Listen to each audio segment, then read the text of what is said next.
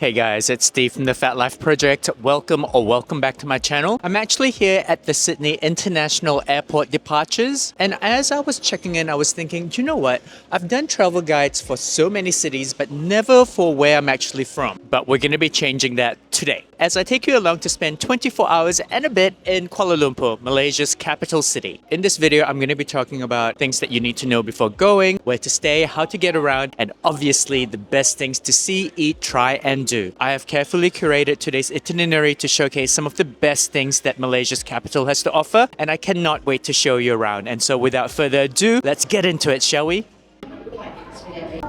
So I've landed at the Kuala Lumpur International Airport, and it generally is quite a bit of a walk from the gate to the immigration. So while we're doing that, I'm going to just run through a few things that you need to know when arriving in Kuala Lumpur. First things first is the Malaysia Digital Arrival Card. You can actually complete this up to 3 days prior to your arrival. Otherwise, there will be QR codes as you're walking to the arrival halls that look a little bit like this. It is free to fill in, but there are a lot of scammy websites on Google when you're searching for it. So make sure that you're filling in your details at the official Malaysia website. I'm just going to put the link in my description box as well for your reference. Second thing is credit cards don't work everywhere in Malaysia, especially if you plan to visit a night market or two. So I do recommend exchanging some cash, but do not do that at the money exchanges because the rates are pretty crap. What I usually do is I load up my Wise card and withdraw at the ATMs at the arrival halls whilst collecting my luggage, as that way you're getting the best rates possible. Oh, and by the way, most of my subscribers are from Australia and the US, which means that you can enter Malaysia visa-free. Malaysia also offers visa-free entries for a list of countries, and I'm going to put a list to the visa-free countries in my description box for your reference. I've now collected my luggage and I'm heading to the hotel. So let's now talk about how to get from the airport to Kuala Lumpur City, as there are several options. If you're budget conscious or want to try out the public transportation, there are two options: the KLIA Express and also buses. And you can also pre-book your tickets for that to minimize hassle upon arrival. Links are in my description box. However, I've just been on an 8-hour flight, and so I think I'm just going to catch a cab. If you're going to go with the cab option, I would not recommend hailing a cab, as the prices can be a bit inconsistent. Instead, download the Grab app. It is Malaysia's version of Uber, as that way your prices will be fixed. I'm going to put my booking right here. It cost me about 20 Aussie dollars to get into the city, which I think is not too bad given how far the airport is. Which is also, by the way, the best option if you're only going to be in Kuala Lumpur for a day. And by the way, if that's what you're doing and you need to leave your luggage somewhere, there is a luggage storage service at the KLIA airport. It's called the KLIA luggage storage counters. They cost about $25 to $35 per bag for the entire day. But I actually want to spend an entire day here in KL, and so I'm actually here the night before and thus needed a hotel to stay at, which leads quite nicely into this next section on where to stay. And if you're a tourist or a first-time visitor, my recommendation would be to stay in the Bukit Bintang area, as that is super central and it's going to put you within walking distance to a lot of popular spots. In terms of specific recommendations, this would be my 4th time staying at this hotel. It's called the Move Hotel and located literally a 5-minute walk away from Lot 10. It's also within walking distance to the Pavilion KL, Jalan Alor street food, and the monorail stations. Accommodation wise, the room is also very decent, as you can see, and the hotel even comes with a rooftop pool. Not to mention that it is also super reasonable price wise. This particular room cost me just under 50 Aussie dollars a night. Honestly, one of the best value spots if you're planning to stay here in KL. And it's honestly been a super long day, so I don't want to venture too far from the hotel. Thankfully, because we're staying quite central, one of my favorite food courts in KL is literally located about 350 meters away, and it's in the same building as one of the first spots that we're going to be checking out, so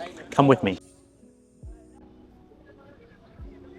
I actually used to live in Kuala Lumpur as a child, I think for about 5 years, and this used to be the food court that my mum used to bring us all the time. This is the Lot 10 food court, and if you've never been here, you must. It is one of Kuala Lumpur's premier heritage food court that houses together some of the most legendary hawker stores in Malaysia under one roof. Honestly, any stall you pick here is going to be legit, but if you are looking for specific recommendations, 给我一个那个 moonlight 微调.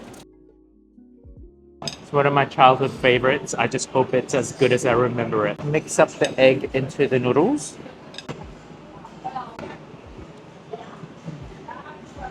still really good. The magic is these little pieces here, jiaozha, pork lard. It is the magical stuff. And Lot 10 itself is huge, so you can definitely explore around after dinner if you like. But this spot was one of the first places I bookmarked when planning my trip. This is the Space and Time Cube. It is Malaysia's groundbreaking first naked eye 3D immersive experience. A futuristic digital art wonderland that transports you through mind-bending worlds across 25 plus theme zones with plenty of groundbreaking immersive experiences that's bound to impress not just kids but also kids at heart like myself and maybe you. I was honestly thinking I would just be in there for like half an hour, but I ended up spending like over 2 hours in there because there was just so much to do. And you know, it's one of those exhibitions where they actually encourage you to take pictures and videos. In fact, they'll help you to do it. I just honestly had so much fun. Tickets weren't too expensive either. I think they were 98 MYR, which works out to be just under $30, like 20 something dollars AUD. Anyway, it's about 9 p.m. and time to head back to the hotel because I have a jam-packed day two ahead of us. Hey guys, it's 5 a.m. here in Kuala Lumpur and I'm up this early because the first spot that we're heading to is a little bit further away from the city center. And so I wanted to get there before the traffic gets a bit too crazy. And trivia time, this is one of the most iconic spots in Kuala Lumpur, but as a Malaysian, I actually have never been. Batu Caves is located about 13 kilometers away from the Kuala Lumpur city centre and is one of Malaysia's most iconic and spiritually charged landmarks, featuring a dramatic limestone hill rising like a natural cathedral. It is home to a series of ancient caves transformed into vibrant Hindu temples over a century ago, that you can only, however, see once you've conquered this challenge. Well, I was planning to run while I was here, but I guess this is now counting as my exercise. We're Googling as well, by the way, and there's exactly 272 steps. Took me about 10 to 15 minutes to get up here. And I'm definitely glad I did this in the morning rather than much later when it's hot. It's actually kind of cool here up in the caves. Listen, I'm not even gonna lie, this is a super touristy spot, but for good reason. I mean, come on, just look at how stunning this is. So I definitely recommend coming, but do so early in the morning to avoid the crowds and the heat. You know, one of the reasons why I wanted to do this vlog is because as I was planning it, I realized that I haven't done a lot of the things on this list, some of which are the most touristy things to do in Kuala Lumpur. And like the Batu Caves, places like this next one remind me of how beautiful my hometown is and how proud I am of it. Oh, look, I can already see it. So right now I'm here at the KLCC Park, which will give you prime views of the Twin Towers. As you can see here. Stunning views aside, the KLCC Park is also an urban oasis that's right in the middle of the city that's perfect for that morning jog or run. The Twin Towers is also, by the way, home to several other attractions and activities, like for example the Surya KLCC Mall with over 300 stalls, so if you do have more time in KL, definitely consider dropping in. With our morning activities out of the way, it's time to go get some breakfast. And as far as I'm concerned, you're not in Malaysia until you've had a Kopitiam breakfast. What is a Kopitiam breakfast, I hear you say? Well, come on, let me show you. And instead of taking you to some touristy spot, I'm gonna take you to where the locals actually eat. This is Oriental Kopi. So Kopitiam breakfast 101. First, you get 2 half-boiled eggs. You crack them and then you add some soy sauce and pepper. So no salt, but soy sauce and pepper. Trust me, it's good. And then you get these KLIA toast, KLIA and butter toast. These are my favorite things. Thick slices of butter with fragrant coconutty KLIA. And let me tell you, the combination of the butter and the caramel coconutted KLIA just hits every single time. Every day starts with a coffee and Kopitiam's not an exception. Got it iced because it's hot outside. Don't judge me, but I ordered additional food, okay? I'm actually kind of hungry and also I'm in Malaysia, so this is a pan mi. It also has something that a lot of the Malaysian interpretation of Malaysian dishes in Australia doesn't have, and that is they've added pork lard oil, jiaozha. I can definitely taste it in the noodle and it just makes all the difference. And that actually wasn't so bad price-wise as well. I paid 53 Malaysian dollars, which I think works out to be about 20-ish Aussie dollars. Not bad. It is starting to get quite sunny, so I think we're going to continue with this indoor theme. I'm going to take you to one of my favorite spots in KL. It's one of those spots that really made me realize how cool Kuala Lumpur has become. And as the weather is gradually heating up, I highly recommend using the overpasses, like the one that we're going through right now. So this is the REXKL, and I believe it used to be a Art Deco cinema back in the 1930s. And today it is just one of the coolest places. Let me show you around. I absolutely love that the restoration has, by the way, preserved and integrated appropriate parts of the original building. There are so many cool things to do here, from exploring indie shops selling local crafts, vinyl records, vintage shopping, contemporary art installations, digital exhibits, pop-up galleries, restaurants, bars, and many more. I even stopped by their cafe Stella Coffee to try out a rather interesting Malaysian blend that's actually made in my hometown, Johor Bahru. These coffee beans are definitely interesting. This particular one almost has like a jackfruit taste to it.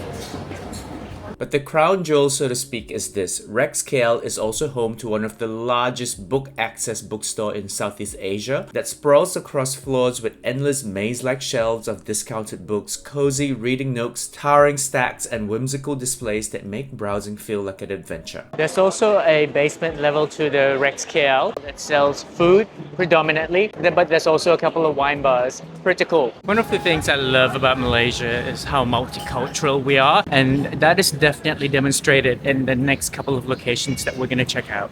Starting off with the Sri Maha Mariamman Temple, which is the city's oldest and most revered Hindu temple that dates all the way back to 1873. It is honestly impossible to miss it as you're walking past, thanks to its towering, colorful Gopuram, aka entrance tower, comprising hundreds of intricate, vividly painted statues of Hindu gods, goddesses, mythical creatures, and celestial beings. And while you're there, make sure to cross the road and head over to the Guanti Temple, an iconic red Taoist temple that dates all the way back to 1887. The temple's stunning interior will instantly catch your attention. It comprises polished marble floors, golden accents, and elaborate carvings. Both of these locations are, by the way, still active religious sites, so do note that modest dressing is required when visiting. And after visiting those two temples, you might start to feel a bit peckish, but thankfully one of the most famous food markets in Kuala Lumpur is just around the corner. Welcome to the Petaling Street Market. No visit to KL is complete without a visit to the Petaling Street Market, affectionately known as Chinatown or Pasar Petaling. It is Kuala Lumpur's most iconic and energetic street market, featuring a bustling covered pedestrian walkway lined with hundreds of vibrant stalls, some dating back to over a century. You can of course find many souvenirs here, but also lots of food stalls selling some of the most famous Malaysian street snacks at cheap prices. Whether you're here for food or for some cheap shopping, it is definitely worth checking out. So we're here at one of Kuala Lumpur's most famous alleyways. It's called Kwai, which actually, if you do know Cantonese, literally translates to Little Rascal, and that has a lot to do with the history of this place, because it may be hard to tell now, but this cute little laneway used to be a gritty back alley known for its naughty reputation. Today though, it's been beautifully restored into a serene pedestrian-only pocket of nostalgia, whilst in my opinion preserving the intricate details of the Peranakan style architecture in the area, enhancing them with vibrant murals depicting scenes from the vintage Chinese Malaysian life. This alley's combination of nostalgia and whimsical makes it a must visit. I've actually been here before in the evening, but I decided to come here in the daytime for the purposes of this video so that you can actually see how beautiful some of the designs in this alleyway are. But it is now getting quite hot in the city, so if you love the markets for food, souvenirs and art but are having some difficulty dealing with the tropical heat of Kuala Lumpur, my next stop is the place to be. It is a beloved Art Deco icon near Chinatown that has been around since 1888. It was saved from demolition in 1937 and converted into a two-story indoor market comprising over 130 stalls and shops selling everything from food, clothing, jewelry, art and more. The lively interior blends cultural shopping with small cafes, buskers and occasional live performances, offering an authentic and comfortable market to discover Kuala Lumpur's multicultural energy. So I've stopped here in Kuala Lumpur now, and the good news is the sun's gone, so it's no longer stinking hot, which is nice.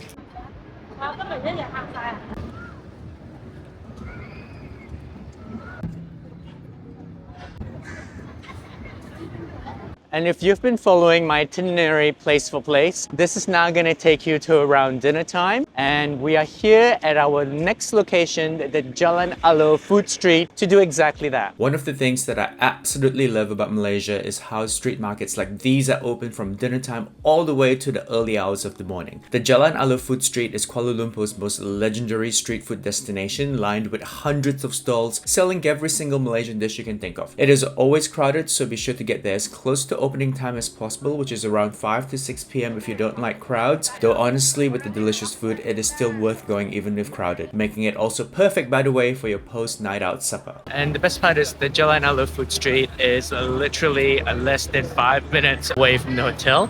So we're gonna head back now to change out of this very sweaty shirt because I've been walking around the whole day. There we go. Y'all thought that I was done for the day, but psych, I actually still have a little bit left in the tank. And if you're a subscriber of mine, you would know that no city visit of mine is complete until I've done a secret bar or two. And usually I would take you to some of my favorites in Kuala Lumpur, but in today's video, I'm gonna take you to a new one that's just opened, and guys, it looks like so much fun. I cannot wait. Come on, let's go. Hi. I'm looking for that bar. The deceased? There's a little door. Okay, thank you. Okay. Dark and gloomy stairs. Oh my god. The Deceased is a speakeasy that's decked out like a haunted house with various pieces that should creep the heck out of you if you're Asian or just an aficionado of Asian horror movies. The cocktail menu is unsurprisingly horror themed, where each cocktail comes with a backstory all based around an Asian lore. The first cocktail I had was delicious, but my favorite was the second drink I had. It's called Petty Person Beating, and it's based around the Chinese ritual where you write the name of the person you hate on a piece of paper and then hit that piece of paper hard to curse them.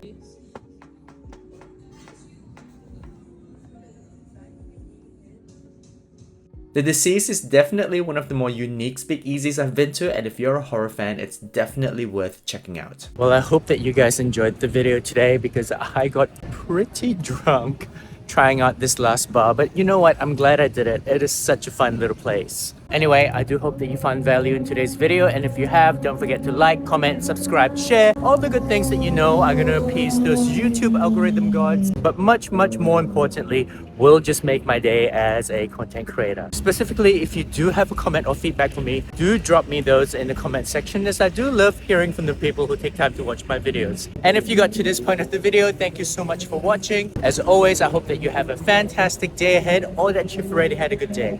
I'm going to see you real soon in the next video. Ciao from KL.